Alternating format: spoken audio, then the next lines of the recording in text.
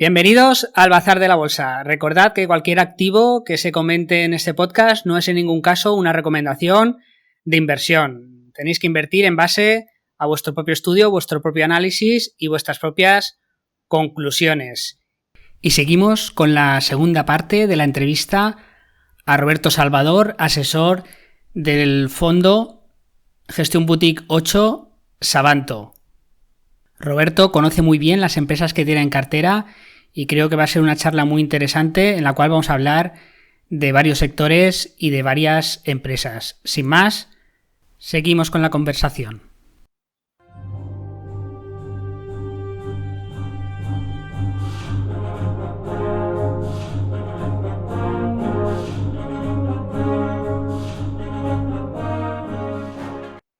Bien, vamos ahora a noticias más tristes. Veo que también compartimos en cartera Intel y AMD, aunque AMD no es tan triste. ¿Qué pasa con Intel? Que sacó resultados y bajó un 12%, ¿no?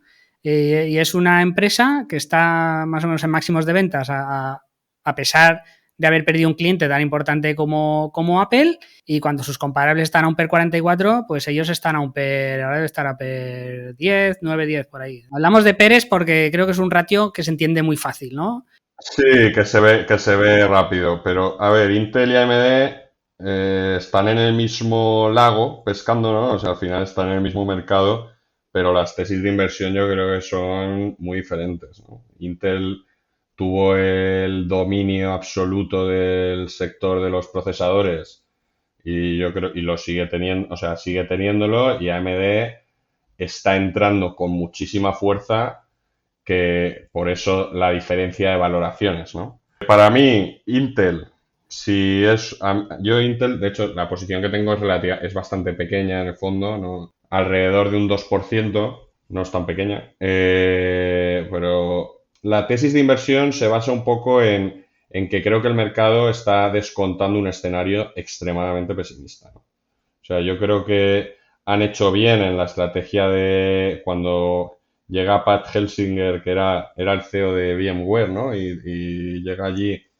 a cambiar. VMware es ciberseguridad. Es, son máquinas virtuales, o sea, al final tienen también parte de seguridad en la nube y demás. VMware es una empresa que ahora, de hecho, bueno, está controlada la compró Michael Dell, o sea, la compró Dell, y ahora, pues si no es esta semana, me parece que a los accionistas de Dell nos hacen un reparto de acciones de VMware. Yo tenía las dos porque no tenía muy claro ahí por dónde tirar, y al final me deshecho de las que tenía de VMware para aceptar ahora cuando vengan las que me den de mi participación en Dell. Pero bueno, este señor era el CEO. Es verdad que desde mi punto de vista, a VMware como CEO, a ver, lo ficharon y fue muy sonado, ¿no? Como, buah, viene Messi, ¿no? Hemos fichado a Cristiano Ronaldo. Y su gestión en VMware no me parece mala, pero es verdad que muchas veces una buena gestión no implica una revalorización en la acción, ¿no? Porque hay que también saber venderlo a los inversores, hay que saber también venderse mucho, y hay que hacer pues una publicidad buena de lo que estás haciendo. Yo, por mi experiencia en VMware, es una empresa que ha estado muy barata durante mucho tiempo y sigue estándolo, ¿no? Y en Intel me temo que pueda pasar algo similar. Lo que pasa es que en Intel es más fácil que se reconozca el valor, porque yo creo que en un momento dado, al estar tan barata, que yo creo que sí que se justifica, porque es verdad que va a seguir perdiendo market share en todos los segmentos, sobre todo ahora la entrada de Windows 11, que yo por lo que he estado viendo, al final se están acercando cada día más al sistema operativo de Apple, y sí que va a aceptar pues los chips, los ARM, ¿no? Entonces es muy probable que cada vez más ordenadores personales se hagan con la parte de ordenadores personales, se hagan con ARM o con procesadores de AMD. Es verdad que yo también creo que convertirse en un fabricante te va a cambiar los múltiplos, te va a cambiar el sistema, pero es que creo que también puede ser una forma de generar caja y de hacer sostenible la empresa en el largo plazo, porque al final es que han sido bastante lentos en el tema de la innovación. Al convertirse en esto y tener esa capacidad, pues bueno, siempre puede llegar alguien nuevo, como ahora está la moda de que todo el mundo se quiere fabricar sus propios chips, pues bueno, al final eso hay que fabricarlo en algún sitio y todas pues yo qué sé, TSM y demás, pues bueno, vas a estar compitiendo ahí un poco a caballo y siempre vas a tener una demanda estructural de PCs y bueno, y en servidores en la nube vas a tener una demanda estructural de tu producto, con lo cual es una forma de diversificar e ir viendo cómo vas. A mí me gusta eso, me parece que es una apuesta arriesgada porque al final es súper intensiva en capital, pero bueno, sigo pensando que está barata. Tampoco creo que vaya a ser la bomba, ¿eh? O sea, no le estoy pidiendo una revalorización tremenda y de hecho me estaba planteando ahora que, claro, es que esto es como todo, coste de oportunidad, ¿no? Cuando tienes en la watch list 80.000 levantando la mano y diciendo quiero entrar en la cartera, pues hay que hacer hueco, ¿no? Y Intel quizá puede ser una de las partidas de las que lo hagan o no, ¿no? A mí, yo sí que creo que sí que tiene cierto potencial de revalorización y sobre todo depende de cómo gestionen esta nueva etapa que puede ser o muy interesante o puede ser una salida de capital que la termine de matar. Yo esa opción la veo muy, muy alejada porque ellos tienen un negocio que es relativamente sostenible, con lo cual no diría que está muy arriesgada. Y en el caso de AMD yo creo que la capacidad de crecimiento a día de hoy es tremenda. Creo que ha subido muchísimo. Por dar unos datos, Intel el año pasado, pues en el segundo trimestre facturaba unos 18.000 millones y este año sigue facturando lo mismo, ¿no? Además, pues dice que ha bajado en el sector también de servidores porque ha tenido problemas para que le suministren ciertos componentes y además ellos tienen muchos clientes en China y en China ha habido problemas también de abastecimiento y tal y entonces eso que le está afectando. Sin embargo, ves que AMD, que en el segundo trimestre de 2020 facturó 1.900 millones de dólares y ha facturado 4.300, casi el doble, ¿no? Y ha crecido en servidores, en ordenadores y en todo, ¿no? Entonces, esto es porque actualmente los microprocesadores de AMD son mejores que los de Intel, sobre todo porque consumen menos. Y esto de consumir menos en un ordenador personal no es tan importante, pero en unos servidores sí. En unos servidores es una máquina de generar calor, de eso, por eso mucho se hace en Islandia y en los países nórdicos y tal, ¿no? Porque la gestión del calor es muy importante. Y en esto la tecnología que tiene AMD es mejor, que AMD no es fabricante, el fabricante es TSMC, pero TSMC apostó por ASML, que tiene una tecnología que pocos daban un duro por ella, de esto no va a funcionar, y resulta que funcionó. Y funciona mucho mejor que todo lo que tenía Intel, y entonces ahora, pues Intel va a rastras. Además que Intel, hay mucho software y mucho sistema que corre bajo los procesadores de Intel y casi no puedes cambiar. Entonces Intel tampoco puede cambiar porque se apagaría medio mundo, ¿no? Y dejaría tirados a un montón de clientes. Entonces, en la innovación lo tiene difícil. Es verdad que los procesadores de Intel se basaban un poco en la potencia, ¿no? Es decir, oye, aquí cuanto más potente sea, cuanto más pueden calcular, cuanto mejor corran sobre ellos los videojuegos, los programas de cálculo y dibujo, mejor, ¿no? Y el consumo no nos importa mucho. Pero claro, en 2 o 3 años, todo lo que ha crecido la nube resulta que importa mucho. Y AMD también han hecho procesadores híbridos que para tareas que no se necesita mucha potencia, pues utilizan núcleos que requieren menos potencia y consumen menos. Y esto lo de ARM ya lo borda, ¿no? Pero bueno, Intel está también en vías de solucionar esto. También está ahora empezando ya a comercializar tecnología híbrida, ¿no? De pues microprocesadores que si se requiere potencia para un videojuego o lo que sea, pues se pondrá con los núcleos más potentes y si no, correrán con otros más eficientes energéticamente, ¿no? Y en 2 o 3 años, igual que la película está así, pues puede cambiar y no lo sabes, ¿no? Yo aquí también un poco estoy en todo. Estamos en AMD, estamos en Nvidia y estamos en Intel. Y yo creo que Intel tiene muchas probabilidades de remontar. No crecerá seguramente tanto como AMD. Puede que sufra ahora 2 o 3 años, pero yo creo que en el largo plazo es una inversión muy interesante, aparte de unos fundamentales muy robustos y unas perspectivas de crecimiento brutales, ¿no? TSMC ha anunciado 100.000 millones en planes de inversión, Samsung 150.000 y Intel 70.000. Aparte de que seguramente van a estar muy subvencionados por los gobiernos, ¿no? Yo creo que es un sector, yo en nuestra segunda posición es un ETF en semiconductores, que están ahí todos, están desde Intel hasta Texas Instruments, ¿no? Sí, yo lo iba a comentar. En el caso de Intel al final, con la relocalización de la producción, que parece que es una tendencia así como de fondo que se escucha mucho y que tiene mucho y que hay mucho interés en Occidente de volverse a traer la producción a casa, puede ser que se vea favorecida por ese lado.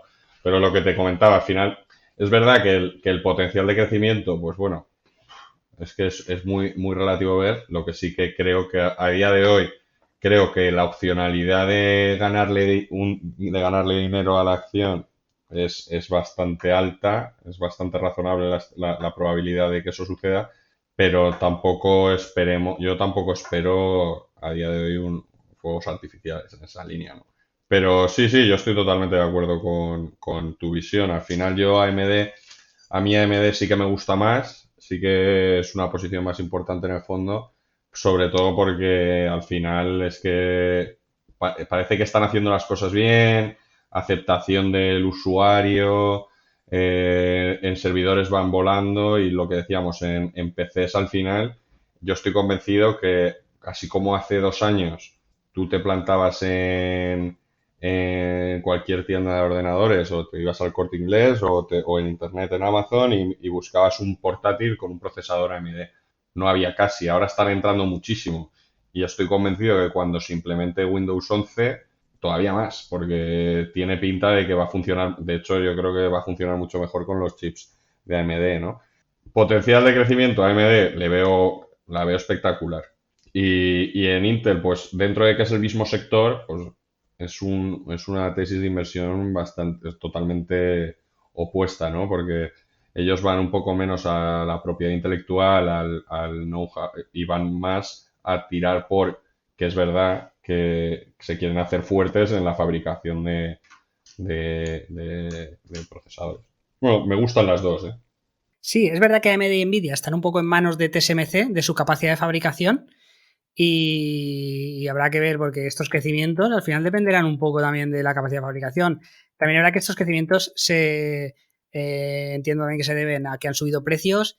Ahora mismo, como hay escasez de microchips, la fabricación se está destinando a las gamas altas, que tienen más margen y que es también un problema, por ejemplo, para los microchips de automoción, es que las fábricas de microchips pues están yendo hacia gamas altas y a lo mejor automoción pues no necesitan, los coches no, los microchips que utilizan, por ejemplo, para el balones eléctrico no es de gama alta, ¿eh?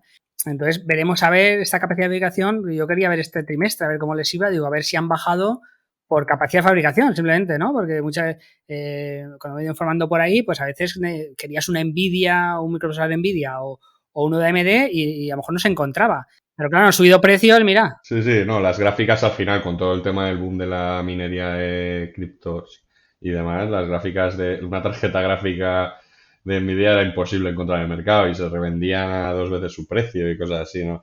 Está el mercado un poco. Yo creo que también es verdad que el mercado llegará a un momento que se vaya, que no vaya a crecer a estos dígitos, pero es que TSM, que quizás sería el indicador de cómo se está produciendo esto, crece a niveles del veintitantos por ciento desde hace mucho, ¿no? Es una barbaridad. Un fabricante, ¿no? Porque al final ellos simplemente es una fábrica, es un industrial, no aporta ahí mucho. Pero bueno, es un sector apasionante que yo creo que hay que estar porque no nos damos cuenta, como tú has dicho, has dejado caer ahí, el tema de todos los chips, ¿no? que hay en nuestro día a día sin darnos cuenta, porque al final pensamos no, yo en mi portátil tengo uno, pero es que en el teléfono tienes otro, pero es que en el coche tienes 8.000 en microondas, ¿no? Hasta en cualquier elemento que tengamos, o sea, hay un mercado importantísimo ahí, ¿no? Sí, y va a ir a más porque esto va a hacer que se abaraten muchas tecnologías, nos va a mejorar la vida, va a ser rentable y se va a multiplicar por mucho, ¿no? Sí, Y el mercado es brutal, el tamaño del mercado es tremendo y el tamaño del mercado a 10 años vista crece a unos niveles espectaculares. No sé, tenía un paper por ahí que hablaban de esto, no me acuerdo el dato, pero yo recuerdo que me chirrió mucho, en plan, ¿cómo puede crecer anualizado esto? Y luego, claro, te paras a pensarlo y es verdad, o sea, es un mercado que cada vez más está en nuestras vidas y no puedes huir de él, ¿no? Es que mira, AMD, por ejemplo, hemos dicho que de un año a otro ha subido casi un 100% en ingresos, pero si te vas a earnings per share, ¿no? A beneficios por acción, pues estaba en Q2 2020 estaba en 0,13 y en Q3 2021, o sea, un año y un trimestre en 0,75, o sea, que hemos multiplicado por 6 más o menos, 6, entre 5 y 6. O sea, es impresionante, ¿no? En un solo año lo que es el beneficio por acción. O sea, son unos crecimientos que estamos un poco, como estos últimos años, acostumbrados. Pero yo me acuerdo, bueno, cuando estaba en el mercado en el año 2000, y claro, esos crecimientos de beneficios y tal, es que antes no se veían, porque era algo inusual. Ahora ya parece un poco que estamos acostumbrados y estamos mal acostumbrados, ¿no? Porque estos crecimientos creo que también vienen de un mercado virgen, que es Internet, que ha habido muchas empresas que han entrado algo virgen. Está todo mal globalizado, con lo cual el mercado es global y los crecimientos son brutales, ¿no? Pero todo tiene un límite. Lo que es que puede tardar muchos años en llegar a este límite, ¿no? Al final parece que llevamos toda la vida con esto y no es tanto, ¿no? O sea, yo quiero hacer ya una reflexión un poco más filosófica. ¿Cómo se gestionaba cualquier empresa hace... Yo tengo 31 años. En el año 90, que yo tenía 0 años, ¿cómo se gestionaba, cómo se gestionaba una empresa? ¿Cuántos ordenadores había en las empresas? O sea, la evolución que hemos vivido es brutal y entonces, claro, son negocios que AMD no ha sido rentable durante muchos años, ¿no? Al final están encontrando la senda por lo que volvíamos al principio de la entrevista que hablábamos del tipo de empresa, ¿no? ¿Por qué está caro? Pues es que, claro, AMD le metía un múltiplo al Nasdaq de precio-beneficio que era negativo, ¿no? Era una empresa que perdía dinero, pero todo el mundo sabía que estaban haciendo las cosas bien y que en algún momento se iba a hacer rentable igual. Entonces, yo creo que todavía tienen muchísimo, muchísimo margen de beneficio. ¿Por qué? Porque te quedan muchos sectores por explotar y si estás haciendo las cosas bien, esto es como crías la fama y échate a dormir, ¿no? Y es verdad que la aceptación del usuario la tienen, como empiecen a, bueno, ahora con la compra de Chillings, ¿no? Van a entrar ahí muy fuerte. O sea, es una empresa, yo creo que para estar dentro. Ahora, está cotizando unos precios, pues bueno, es cara, pero Sí, pero claro, es que si te dobla ingresos en un año y te crece el beneficio por acción 5 o 6 veces en un año, pues claro, es... no, si te dobla ingresos en un año, como dice el del chiste, ¿no? Si te dobla ingresos en un año, en 3 años está a per 10. Claro, es que a 2020, es verdad, porque mira, ahora creo que se están proyectando unos $2, dos y medio, ¿no? Por acción anual. No sé en tu modelo cómo lo tendrás. Yo creo que estaba en esa línea. $2.50 por acción, pero claro, es lo que estás hablando. Si doblas el año que viene, te vas a 5 y luego a 10, estás a 12,5 veces, que está a 125. Estás a 12,5 veces beneficios del 2023. Uf, pues claro, pues por eso está esos precios, ¿no?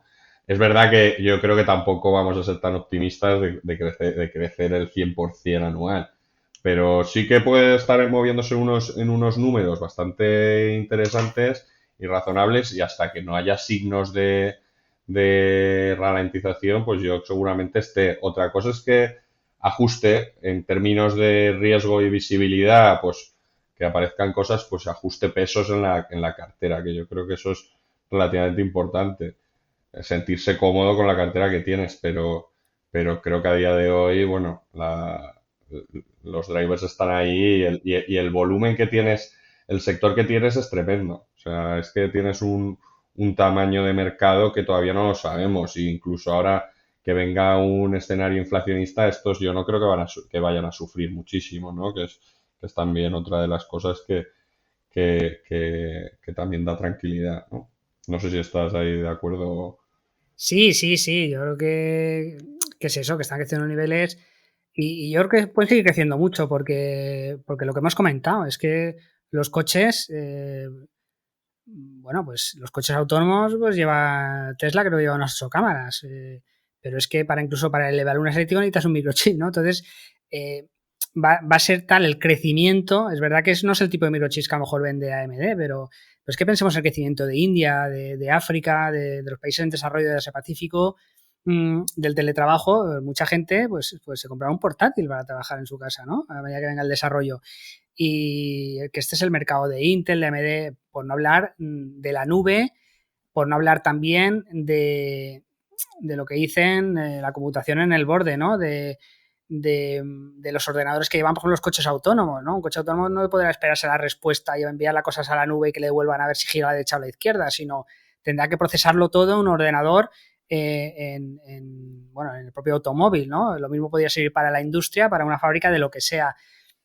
Pues todo eso son microprocesadores. El Internet de las cosas, eso, pues claro, es que no es las personas el crecimiento, es toda la maquinaria y la automatización que va a venir, bueno, ya ha llegado, pero va a aumentar porque es rentable para la humanidad y es beneficiosa, ¿no? Y yo creo que las probabilidades de que esto no aumente pues son muy pocas. Entonces, hay que estar ahí, hay que estar ahí. Cambiando un poco de tercio de sector, veo que mucho gestor independiente es un sector que no lo suele tocar mucho, pero sector salud, ¿por qué os habéis metido en este sector? Cuéntame algunas empresas que tengáis, cómo abordáis la inversión en este sector, que mucha gente dice que es muy complejo, ¿no? Porque hay demasiadas variables, muchos factores, hay muchas competencias en ciertas enfermedades. ¿Por qué habéis decidido invertir en este sector? Es un sector, como bien dices, muy complejo de monitorizar. O sea, bueno, yo el sector salud, al final, el healthcare, ¿no? Lo subdivido dentro de mi cartera en farma y servicios médicos, ¿no? Gestión hospitalaria, incluso seguros y demás. Donde tengo bastante más peso es en gestión hospitalaria. Que hasta hace poco era la primera posición del fondo, era Centen, que son unos gestores, es un gestor de un medical servicer, que al final la tesis es, por de pronto aquí sí que está muy a mercado, porque es verdad que el mercado muchas veces de la narrativa y donde me gusta estar, estaban el sector, tanto pharma como medical services estaban especialmente baratos, están especialmente baratos, sobre todo este año que los beneficios han seguido creciendo y muchas de ellas han lagueado frente a los índices y y frente a otros sectores. Y a mí, bueno, hay una tesis subyacente ahí tremenda que es evidente en el sector de los medical, de la gestión de hospitales y la gestión médica, que es que el envejecimiento de la población, ¿no? De hecho, justamente, mira, aprovecho, no sé si es el momento, la semana que viene en Galicia vamos a hacer un evento presencial que vamos varios gestores a hablar y yo voy a hablar, voy a explicar más en profundidad cómo invertir en healthcare, ¿no? Voy a dar una especie de principales ratios y cómo afrontar eh, el, el- la inversión en este sector. Pero sí, al final tenemos una posición muy importante.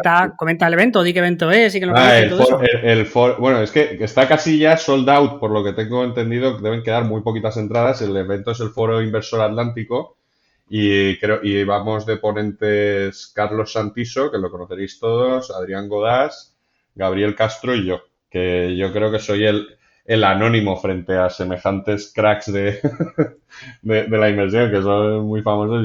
Yo soy el anónimo, ¿no? El nuevo, el que llega aquí callado y diciendo poco, pero bueno, en mi caso yo voy a hablar del healthcare, Carlos Santiso a hablar de invertir en calidad, Godás hablará de minas y Gabriel de shipping, ¿no?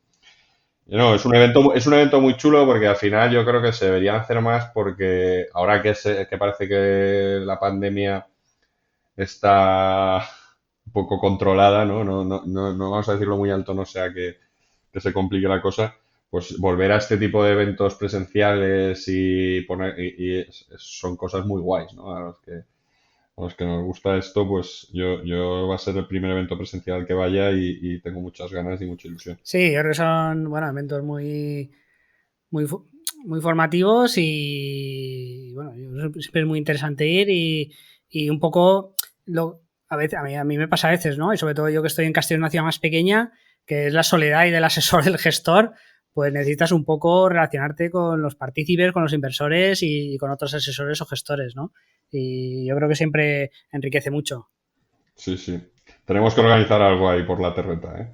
Claro, así exactamente. Aquí, porque el clan gallego está muy potente. Hay que hacer ahí Sí. un contrapoder. Hay que hacer un contrapoder. El clan valencianet tiene que hacer un contrapoder. Pero Desde tú y luego. Gabriel sois unos traidores. Vais ahí, Ya, vais ¿no? lejos. De Vais hecho, lejos. de hecho vamos dos valencianos allí a Galicia, pero sí, sí, hombre, al final es un sitio muy guay, es en Santiago, la verdad que con muchas ganas, pero Yo este no me tipo de fiaría, eventos a ver si es una trampa. A ver si es una trampa el clan gallego, que esto se la saben todas. que no se sabe si vienen o si van, ¿no?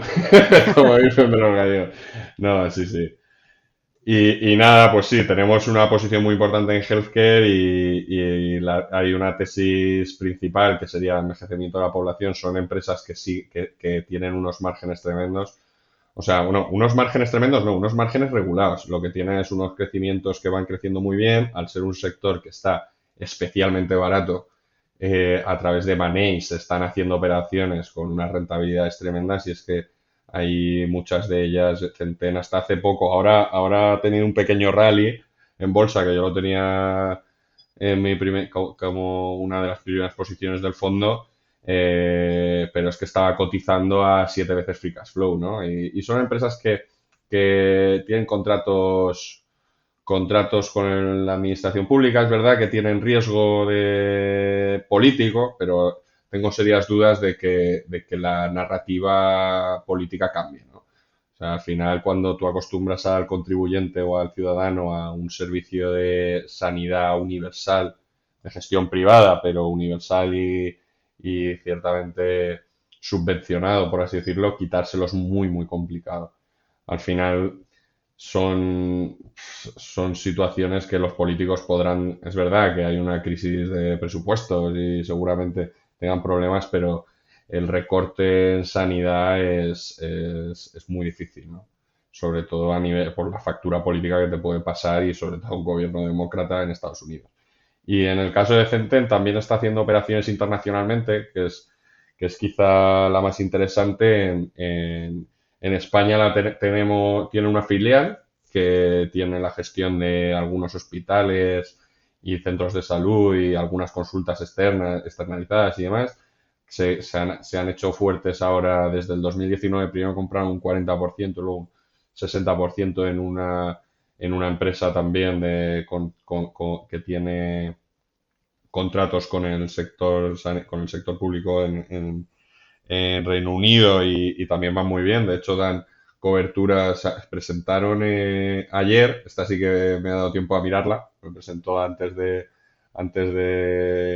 apertura y al ser una empresa, me la miré de pe a pa, eran 700 y pico mil pacientes en el segmento internacional y dan servicio a 20 millones en total, bueno, algo más de 20 millones, ¿no? Son empresas que están muy bien, que tenemos una visibilidad, o sea, yo tengo una visibilidad sobre los beneficios bastante altas.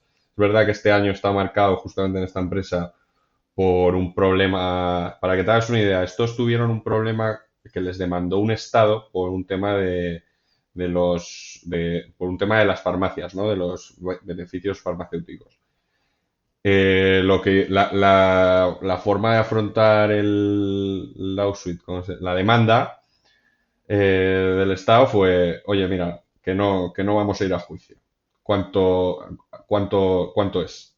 Y han aprovisionado 1.250 millones de multa por si aparecen otras demandas y al final es el chocolate del loro y te tienes que llevar bien con tu cliente, ¿no? Y luego es un mercado que tienes mucha capacidad de crecer, tanto Centen como United Health, porque hay mucho hospital, muchos counties con empresas pequeñitas que también al final es un sector que a través del M&A puedes seguir creciendo.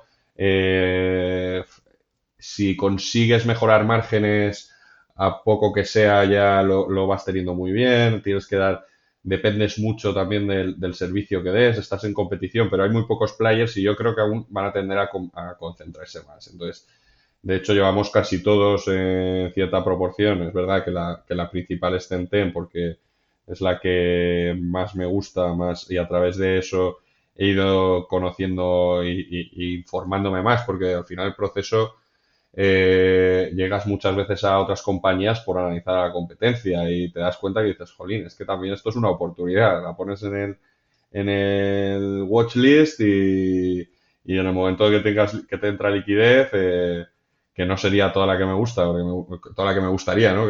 Que yo creo que a todos los gestores nos encantaría que nos fuese entrando muchas veces más liquidez por no tener que deshacer tantas posiciones para entrar, pero al final he acabado teniendo muchas de ellas y bueno, entre comillas, en resultados mal, porque ha sido un sector que lo ha hecho peor en términos de precio, pero yo creo que el valor que hay ahí, tanto en pharma como en medical care, es tremendo. Y además son sectores que muy robustos, pues lo que te decía, mucha visibilidad y que ahora mismo con todos los resultados que escuchas, los supply chain issues, ¿no? Los problemas de la cadena de suministro y los problemas laborales. Aquí estos también tienen algo de problemas laborales, pero todo lo gordo, por así decirlo, de los problemas del suministro internacional y demás, te lo ahorras.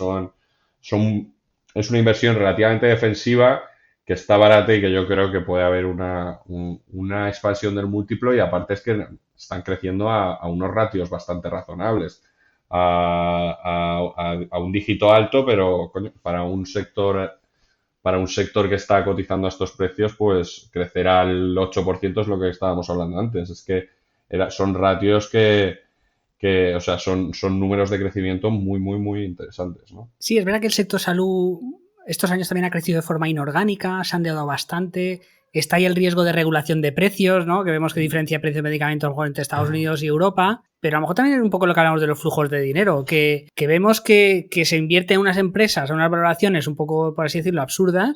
Sin embargo, otras que están en crecimiento, que es un sector defensivo, que es una necesidad básica, pues en la cotización está sufriendo, ¿no? A lo mejor es una oportunidad ahora de ir cargando para en el futuro revalorizarse la cotización. Sí, desde luego es un poco la idea que yo llevaba, porque estoy convencido que estos van a seguir creciendo, salvo, o sea, sí que hay que monitorizar. Estoy hablando siempre de la gestión de medical care, ¿no?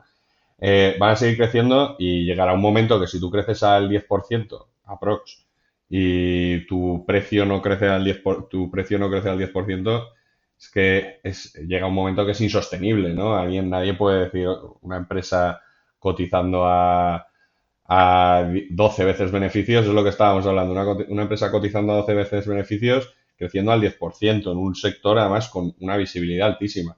Pues sí, puede ir un poco en la línea de los flujos del dinero, pero como inversores pacientes que somos, pues bueno, yo a mí me gustaría que se reconociese cuanto antes, ¿no? Porque al final de esto va el tema de sacar una rentabilidad para el partícipe interesante, pero estoy convencido que lo más importante es la convicción y la convicción de que estoy pagando un precio menor que su valor, ¿no? A futuro. Entonces, eso es lo que te aporta cierta tranquilidad. Y en el sector de las farmas, al final pasa, bueno, es un sector bastante diferente a nivel de...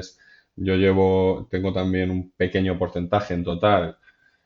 Avi es la primera posición, pero ya son operaciones en otra línea, ¿no? Ya son más bueno, también por diversificación sectorial, porque creo que estaba relativamente barato. Ahora lo han hecho mejor, yo creo que lo ha hecho algo mejor, pero cuando yo las compré, por ejemplo, Avi estaba cotizando como si fuese a vender 0 euros de Humira, ¿no? Que era la crisis, ¿no? Se les acababa la patente. Eh, yo creo que son unas empresas bien gestionadas, son de capital muy intensivo, pero bueno, creo que puede seguir puede haber valor y estar ahí posicionados es algo muy interesante, ¿no?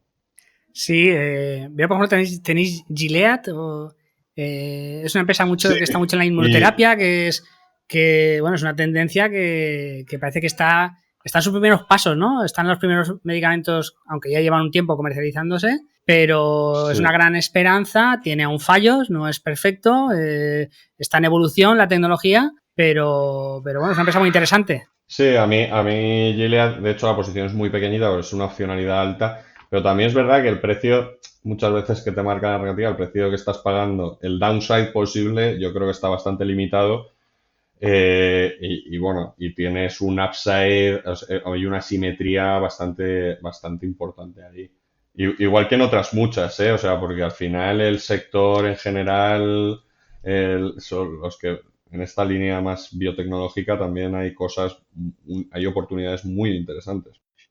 Bien, veo que también tenéis en cartera empresas chinas, ¿no? Como Baba, Tencent, JD. ¿Cómo veis el riesgo país en estas empresas? George Soros, por ejemplo, echa la bronca a BlackRock por invertir en China y vosotros invertís en China, ¿no? ¿Cómo lo veis, no? Porque al final también es verdad que cuando se invierte en este país no estás invirtiendo en acciones como en Occidente, ¿no? Estás como invirtiendo en unos contratos que te dan derecho a... ¿Por qué estáis invertidos en Asia Pacífico y en China también concretamente? Sí, bueno, tenemos Baba, Tencent, JD y una posición un poco más pequeña en Xiaomi. Sí, el tema de contratos, al final yo creo que es un poco pues la historia que más ha calado, ¿no? Entre FinTwit y demás. Creo que en realidad la realidad es que es bastante ahí el riesgo que le veo a comprar a través de un ADR en Hong Kong o en Estados Unidos es similar al de una acción. Yo no le veo, no creo que haya mucha discusión. De hecho, hubo un directo en el canal del Loco del Dividendo que estuvimos hablando allí. Ahí estuvimos hablando largo y tendido sobre el tema de los contratos que a mi entender y al entender de mucha gente al final no tiene mayor riesgo que la inversión a través a través de comprar el equity en los mercados, ¿no? En caso de que eso saliese mal, tendríamos un problema mucho más importante porque hay billones de dólares de extranjeros que se fundirían de un plumazo y creo que la probabilidad real de que eso pase es casi nula. Y sí, tengo las empresas que tengo en China, aparte porque me parece que son empresas extremadamente buenas, ¿no? El riesgo país, como tú bien dices, está valorado, pero claro, es que el riesgo país está metido en el precio, ¿no? O sea, al final estamos comprando empresas que crecen a unos niveles tremendos, a unos precios que si fuesen empresas americanas, no tendríamos, o europeas, ¿no? Al final, claro que sí, el riesgo país, estar en un país gestionado por los comunistas, por el Partido Comunista Chino, con una ideología, bueno, cada vez más capitalista, ¿no? Pero no dejan de ser comunistas y con, y con una estructura de pensamiento diferente, pues bueno, siempre da un poco de miedo, pero justamente las empresas que hablamos tienen bastante vocación global. Por ejemplo, Tencent es una empresa que tiene mucho negocio en el exterior. Luego Baba, que me parece que es una empresa que está haciendo muy bien las cosas, a pesar de que es de las más odiadas del mercado, ¿no? Porque es verdad que China, la volatilidad, tienes que convivir con ella.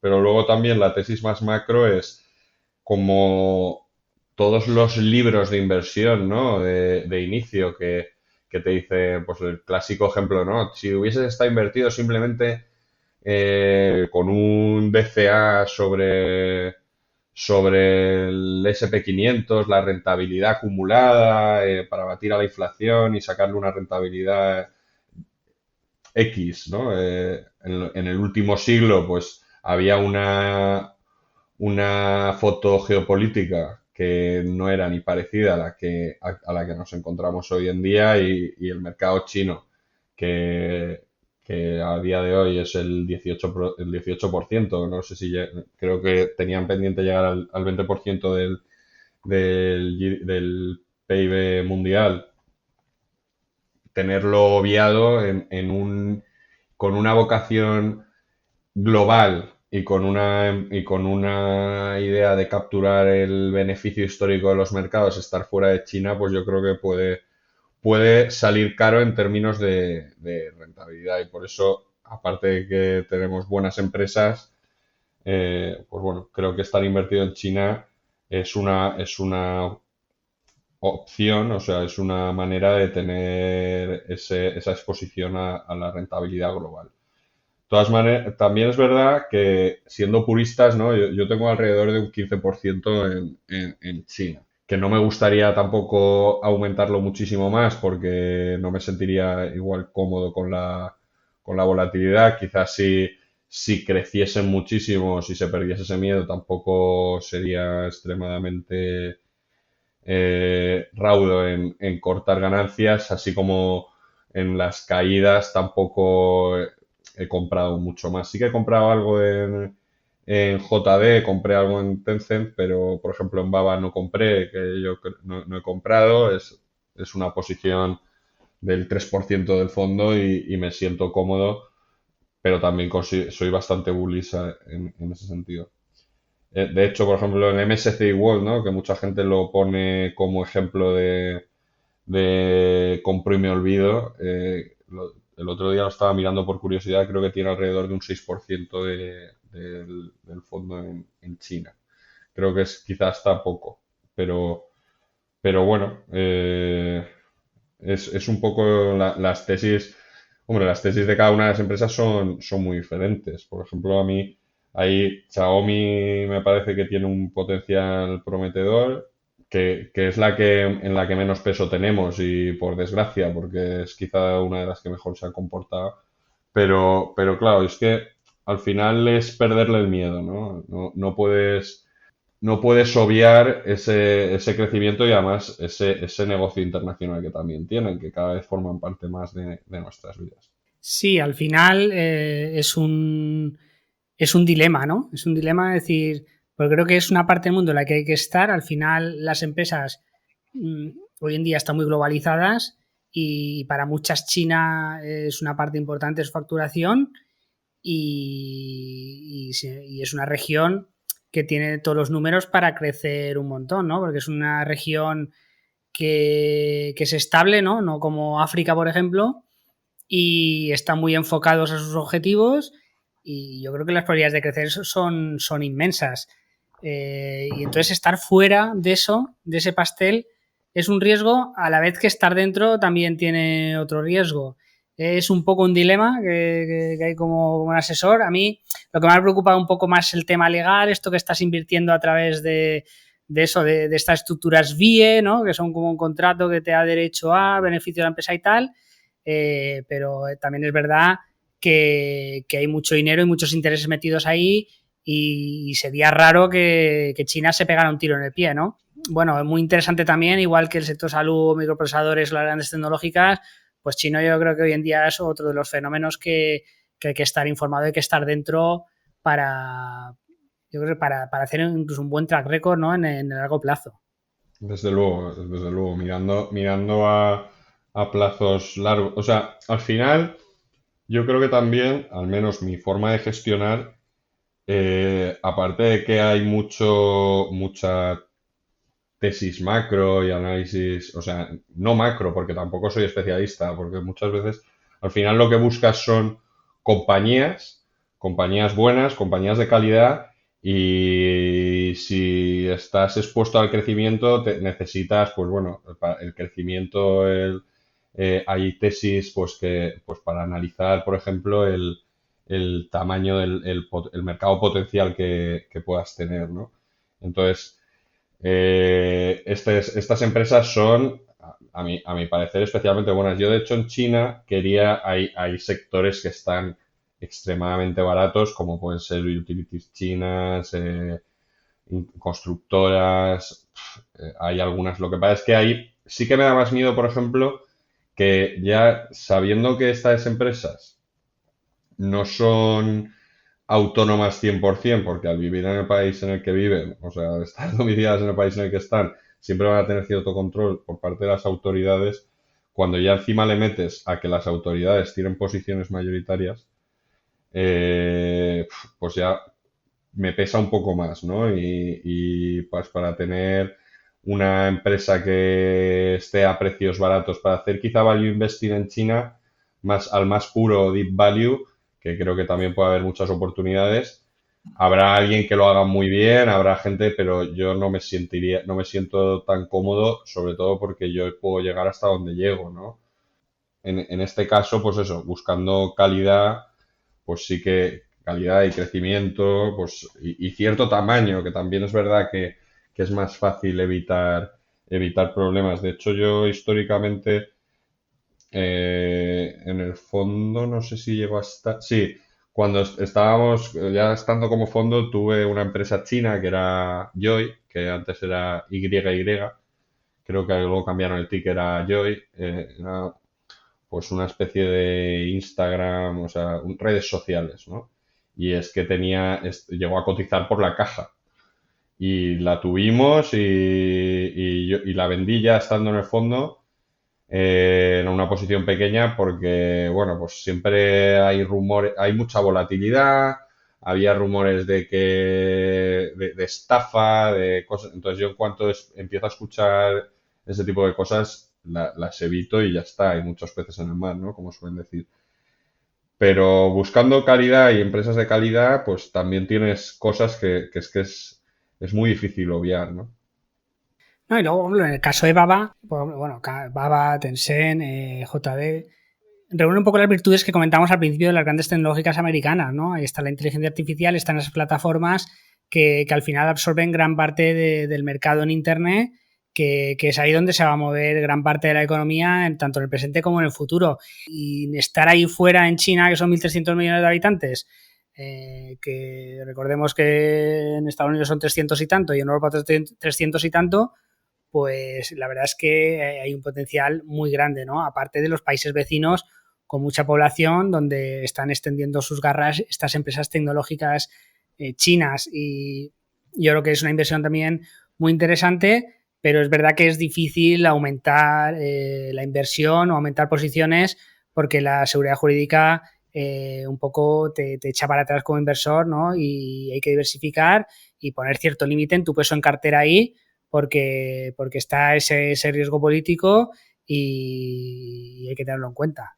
Eso es, yo creo que hay el riesgo que tiene muchas veces que cuando un inversor ve este tipo de empresas y las compara y no tiene en cuenta el país, ¿no? Y piensa que China es normal, ¿no? Y la sobreexposición, porque muchas veces al final esto también se trata de gestionar los pesos de tu cartera, ¿no? Y yo nunca he sido extremadamente partidario de tener una cartera ultra diversificada con muchísimas empresas porque creo que al final es muy difícil de hacer el seguimiento, pero sí que creo que tampoco hay que tener carteras extremadamente concentradas. Yo cuando pasó todo lo de Baba tenía amigos que tenían pues igual el 60-70% de su cartera en Baba, ¿no? Porque, bueno, sonaba mucho y cuando caía un poquito recompraban y siempre intentando comprar abajo porque vale más, sí, estoy de acuerdo, vale más. O sea, para mí es una empresa que su valor no está reflejado en el precio, ¿no? Pero claro, si tú omites todo la gestión del riesgo de la empresa, o sea, de tu cartera, de la gestión, pues te puedes meter en problemas serios, ¿no? Y bueno, yo al final pues como te comentaba, busco tener una cartera diversificada con opcionalidades a ciertas cosas. Es verdad que este año no va especialmente bien en comparativo con otra gente. Yo creo que estoy más o menos como el índice, debo ir un 11 y pico por ciento en el año. Pero claro, las caídas en China y luego el healthcare, pues bueno, también han sido pues los ralentizadores de mi cartera, ¿no? Yo calculaba que el impacto estaba en el torno de, ahora sería menos, pero hace como un mes o así calculaba un 5% de impacto sobre el global del fondo. Y aún así yo estaba bastante poco concentrado en China. O sea que gestores o empresas o personas que hayan tenido una exposición más fuerte, pues claro, pues lidiar con una caída del 50%, como ha sufrido desde máximos estas tres, ¿no? Que aproximadamente pueden... JD yo creo que algo menos, pero Baba y Tencent han caído muy bestia. Claro, superar eso en un año en el que están las bolsas en verde, pues supongo que debe ser duro. Sí, sí, a mí, bueno, también nos ha castigado, teníamos casi un 14% de peso en cartera china. Bueno, China y Asia Pacífico, en verdad.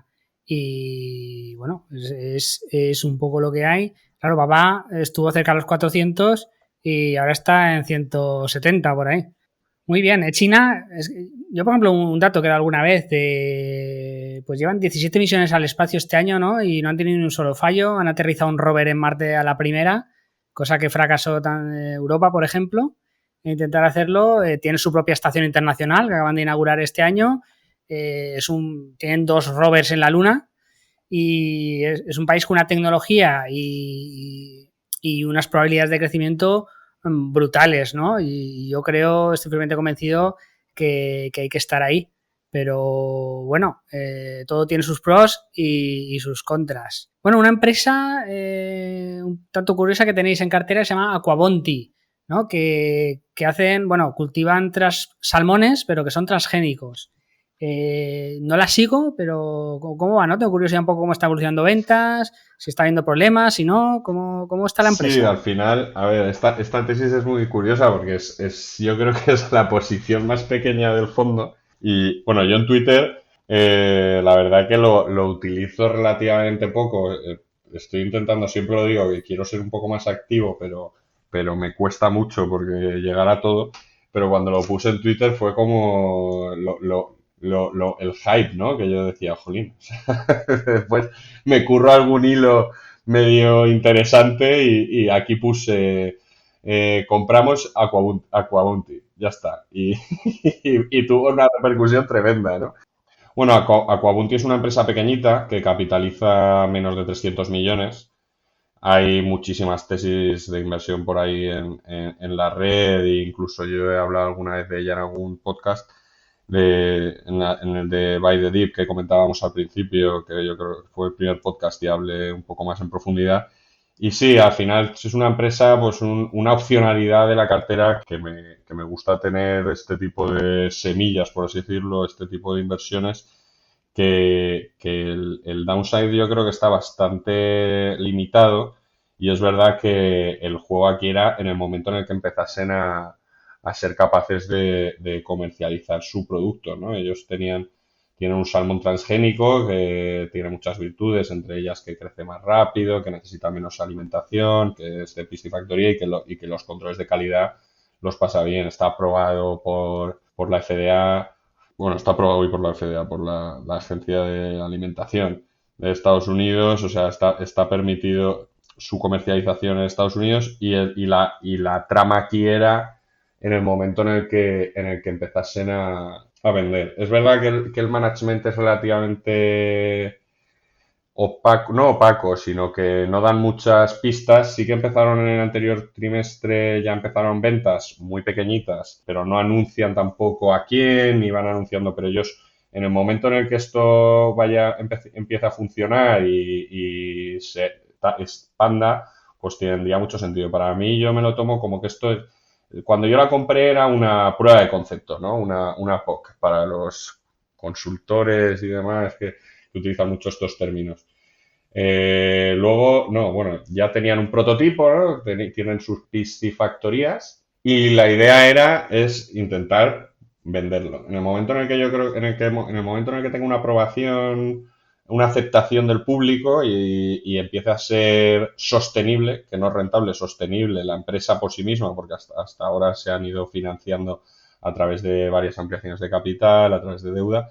En el momento en el que sea sostenible, yo creo que es una empresa que puede tener un nicho de mercado no gigantesco, pero amplio. Y a los precios que está cotizando una empresa que creo que son ahora 200 y pico millones de dólares de capitalización, tienen caja suficiente después de, tuvo mucho hype el año pasado con todas estas acciones cuando hubo el momento este de Katie Woods y demás. Creo que es una oportunidad pues para invertir en algo que puede ser muy disruptivo, que puede ser muy interesante, pero claro, ya te digo, el control de riesgo aquí es tremendo. O sea, de hecho la posición es muy pequeña, muy pequeña.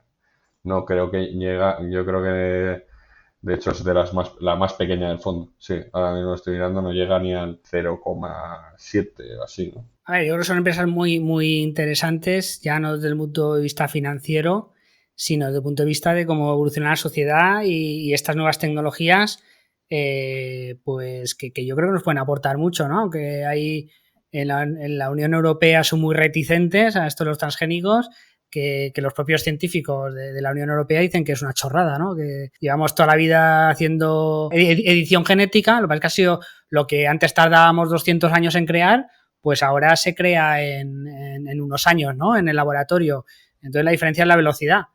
Pero bueno, es lo que hay. Pero bueno, si en otras partes del mundo van avanzando, esto ayuda a hacer, por ejemplo, en este caso, pescado, que necesita menos cantidad de alimento para engordar lo mismo, que es más resistente a ciertas enfermedades, si hace que las plantas sean más resistentes a la sequía y que se pueda alimentar más gente a un precio más económico, pues bienvenido sea, ¿no? Y yo espero este tipo de empresas que aunque financieramente o la cotización no triunfe, siempre tengo esperanza en que vayan bien y que nos beneficie a todos, ¿no? Sí, porque nosotros lo vemos desde un punto de vista occidental, en el que si queremos cualquiera de nosotros y de nuestros oyentes, estoy convencido que si quiere cenar salmón esta noche, pues se baja al Mercadona o al Carrefour y compra unos lomos de salmón o unos y lo hace, ¿no? O sea, hay zonas en el mundo donde estas tecnologías yo creo que pueden tener un potencial tremendo, ¿no? O sea, un salmón mucho más barato,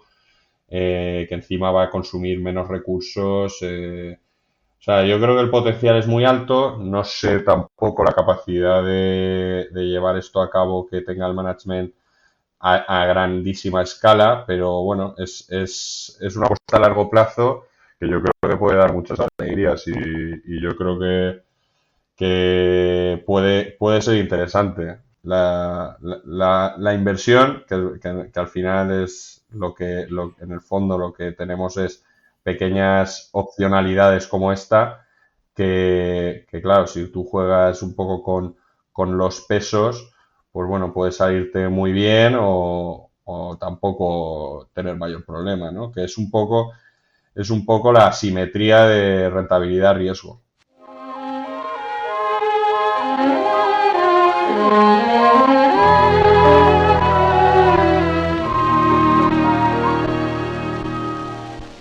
Somewhere over the rainbow, way up high, there's a land that I heard of once in a lullaby. Muy bien. Oye, para acabar, dime una tesis que te ilusione particularmente, ¿no? De vuestra cartera. Esta pregunta es la más complicada, ¿eh? Porque es verdad que al final, cuando lo piensas, dices, es que no hay dos acciones iguales en la cartera. Yo creo que la ilusión es la cartera, ¿no? En sí, porque la acción que más me ilusiona, ¿no? Pues es un tema muy complejo, porque al final es evidente que si hablamos de ilusión por futura rentabilidad o expectativas de rentabilidad, también se asocia mucho al riesgo, ¿no? Entonces, hay muchas empresas en cartera que me ilusionan mucho, pero bueno, no te sabría contestar esta pregunta. Yo creo que lo más ilusionante es al final una cartera que está compensada, que yo creo que lo va a hacer bien a largo plazo y que está bastante bien creada y que pues puede capturar bastante rentabilidad con una ecuación de riesgo bastante ajustada, ¿no? Pero no te sabría contestar a esa pregunta, José Manuel? Es la pregunta más compleja. Muy bien. Bueno, pues... ¿Algo más que añadir? Pues poco Ya más, que llevamos... llevamos casi 2 horas, ¿no? Sí, llevamos casi 2 horas. Llevamos aquí ya un Con, podcast larguillo. con la pausa. No, la verdad que muy bien, que ha estado genial, que espero que les guste a tus oyentes y que ha sido un placer conocerte y estar aquí contigo. Así que la verdad Muy que ha bien. sido maravilloso. Cuando quieras, ya sabes. Cuando la próxima, cuando salgan más resultados, habrá que hacer un podcast para comentar resultados de empresas. Cuando los tengamos ya ahí trabajados, haremos cositas. Muy Así bien, que Roberto. Pues un placer. muchísimas gracias, José Manuel. Bueno, un Y saludo. un saludo. Chao, chao.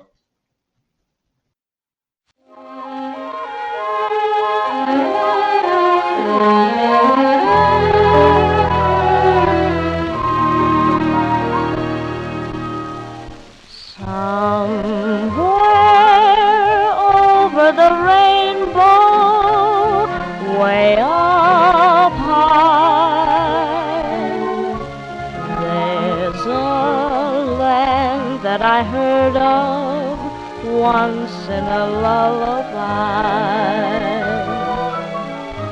Somewhere over the rainbow, skies are blue,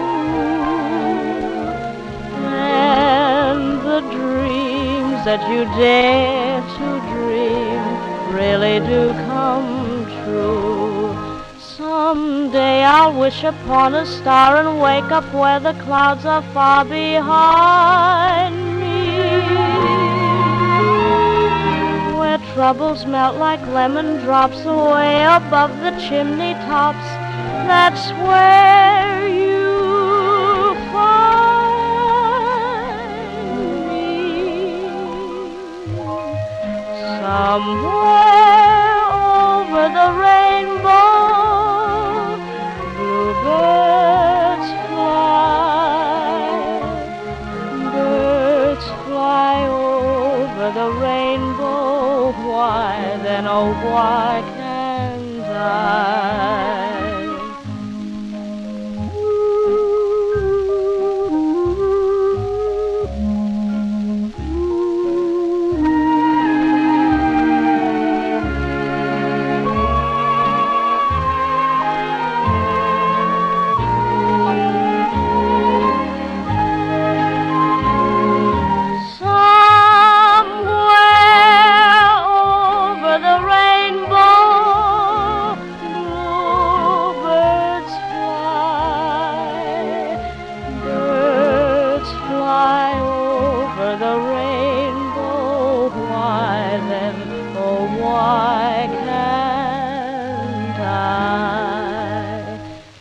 Happy little bluebirds fly beyond the rainbow. Why, oh, why?